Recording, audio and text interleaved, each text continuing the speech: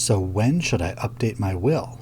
My name is Andrew Ayers. I'm an estate planning and business law attorney with offices in Edina, Minnesota and New York City. Today let's take a look at a really common question I get at almost every single consultation I do. We're going through a lot of little questions about this and that, and then the one that always seems to come up is, if I do it now, when do I have to update my will?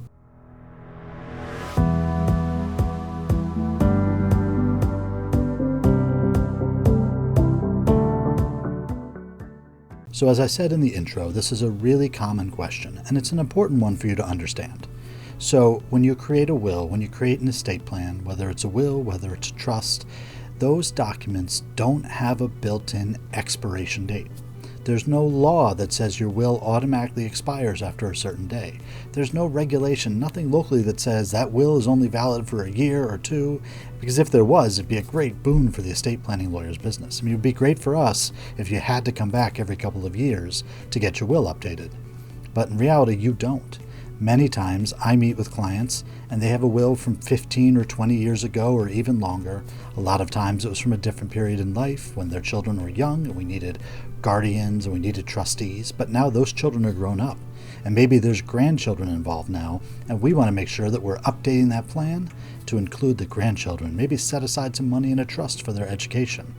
So whatever your situation may be, there is no expiration date on your will document, so you need to understand when should you be doing the updates to your will.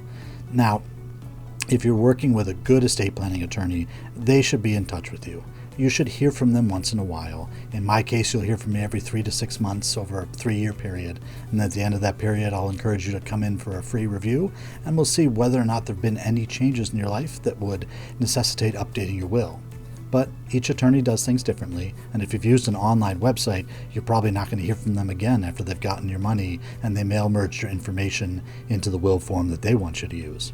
But if you've created a will and you aren't sure whether or not you should be updating it, let's give you 5 major events, 5 things that would happen that might make you say, it's time to update my will. Number 1, a major life event. So these are big significant changes. We've got marriages, divorces, the birth or a death in the family.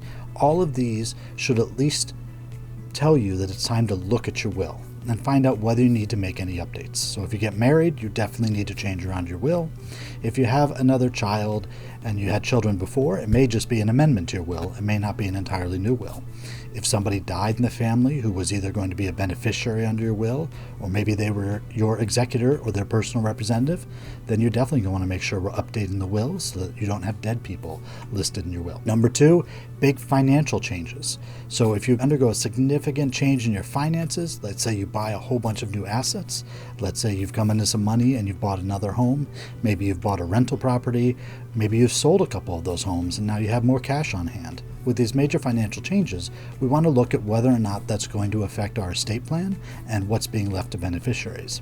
And at this point in the process, if you do have this major financial change in your life, I also encourage you to make sure you're speaking to your financial advisor, your financial planner, whatever professional you work with, so that they know there's been a major change and they can also help advise you whether or not it makes sense to update your estate plan, or maybe it makes sense to rebalance your assets or your investments based upon these changes. Number 3 is the regular review I talked about a minute ago. And that is my recommendation to my clients and to you watching the video is every 3 years you should talk to your estate planning attorney. It doesn't have to be a long conversation. It could be a simple 15 or 20 minute check-in just to go over where you are in life, what may have changed in the last 3 years. Maybe one of the children has gone off to college. Maybe they were all underage before and now everyone's above 18 and they can legally inherit under your will. There can be a variety of reasons, but I like to encourage you to check in every 3 years just so we make sure that there isn't any reason for an update to your will. And of course, the update doesn't have to be an entire change to your will. We don't have to do an entirely new one.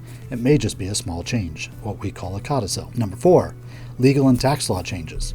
It doesn't happen a lot, but every now and then there are changes to the law.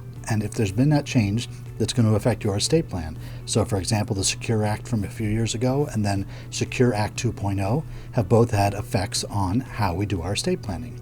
On top of that, if you're in a state where they have an estate tax or an inheritance tax, the numbers at which you can be taxed often will go up and down. And you want to make sure you understand what that current level is. And on the federal level, right now, we have an estate tax just above $12 million, almost $13 million, and then that's supposed to drop down to $6 million in a couple of years, but that could still change depending on what Congress does. So when you see these major tax changes or these major law changes as it can affect your will or your estate plan, you want to then revisit what you've written and make sure it still makes sense, because you don't want to be giving up a lot of tax advantages because this law went into effect and nobody told you about it for 5, 10, 15 years. Make sure you're staying on top of these things. And number 5, health changes. So the estate plan is not only your will. Your estate plan has a variety of documents, and some of those include powers of attorney. And that power of attorney, if you have one for health care, if your health has gotten a little bit worse and we need to start considering, can somebody make decisions for you if you become sick, we want to make sure that those documents are updated and that we have the right people in the right roles. Going back to what I said earlier with major life events, if your sister has healthcare power of attorney for you, she's going to make decisions for you when you're incapacitated. Well, if she's gone, we need to make sure we have somebody else appointed, because if we have only your sister in the document and she predeceases you, who's going to make those decisions for you when you become sick and maybe you can't make those decisions for yourself?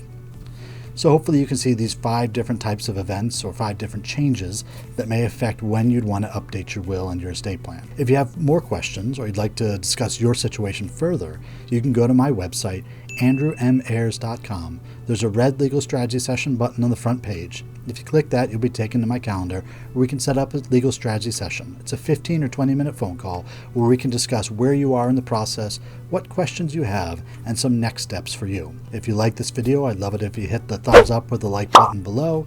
You can subscribe for more videos on my YouTube channel, and I look forward to seeing you in future videos.